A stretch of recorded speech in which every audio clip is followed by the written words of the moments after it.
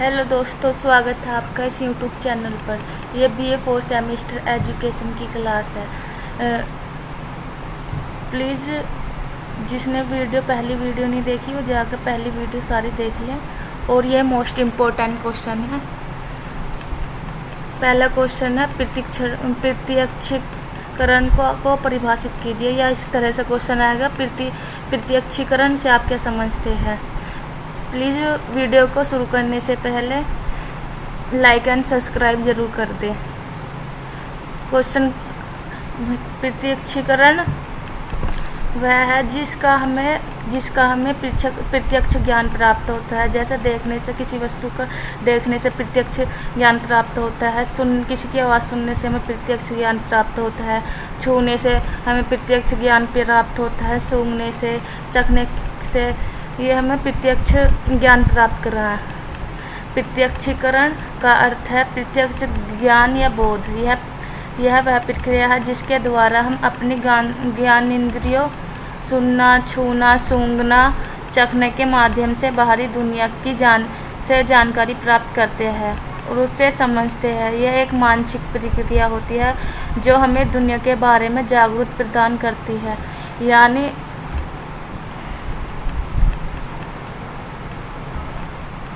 यानी जब हम किसी की आवाज़ सुनते हैं तो हमारे मस्तिष्क में संवेदना उत्पन्न होती है कि यह इस व्यक्ति की आवाज़ है, कि हमें इससे प्रत्यक्ष ज्ञान प्राप्त हो जाता है। संक्षेप में, प्रत्यक्षीकरण इंद्रिय अनुभव के माध्यम से वास्तविकता का ज्ञान प्राप्त करना है। इसमें केवल इंद्रियों से जानकारी प्राप्त करना ही शामिल नहीं है, बल्कि उस जानकारी को व्यवस्थित करना है, व्याख्या करना है, उसका अर्थ निकालना भी शामिल है, ताकि अपने आसपास की दुनिया को समझ सके।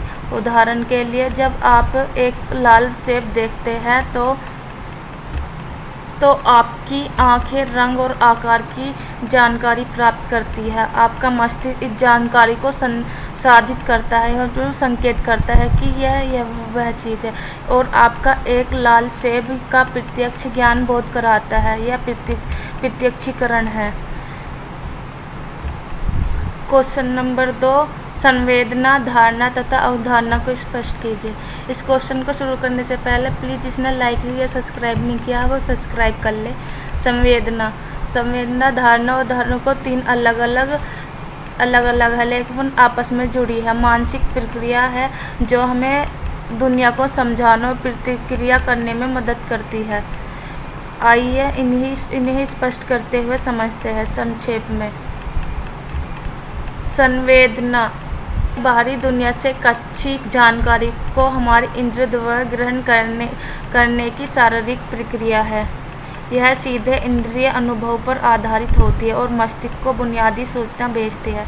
यानी संवेदना, जब हम किसी चीज़ को छूते हैं तो यह हमारे सीधा मस्तिष्क में जाती है और बताती है कि ये अनुभव करती है कि ये व्यक्ति है।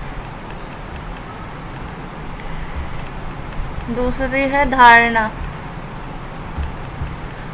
यह मानसिक प्रक्रिया है जिसमें हम संवेदना को व्यवस्थित, व्याख्या और अर्थपूर्ण बनाते हैं। यानी जो हमारे संवेदना उत्पन्न होती है तो इससे हम धारणा से व्याख्या करेंगे कि ये है, और उसका अर्थ निकालेंगे ताकि हम अपने आसपास की दुनिया को समझ सकें। ये हमारी पूर्वी जानकारी और अनुभव से प्रभावित होती है।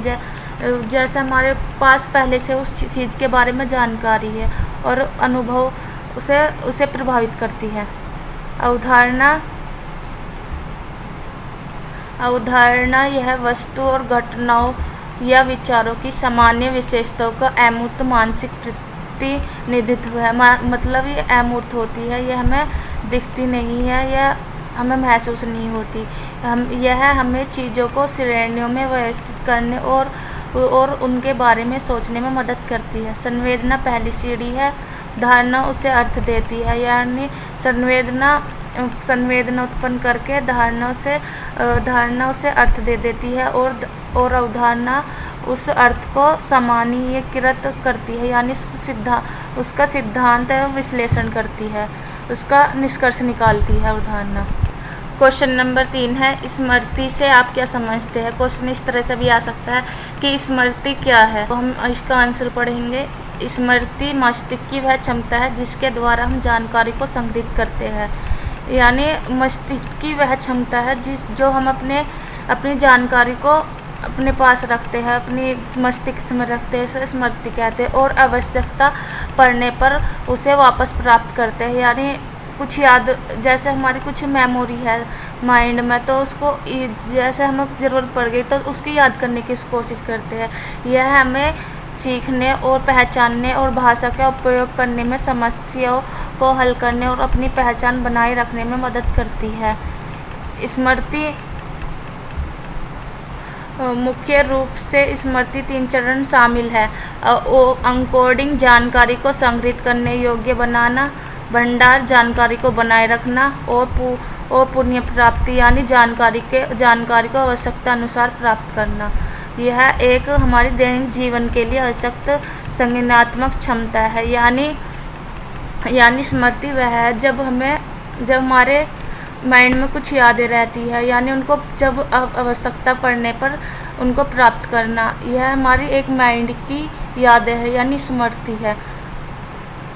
तो वीडियो अच्छी लगी तो लाइक प्लीज़, सब्सक्राइब करें और कमेंट्स में बताएं अगली वीडियो के लिए।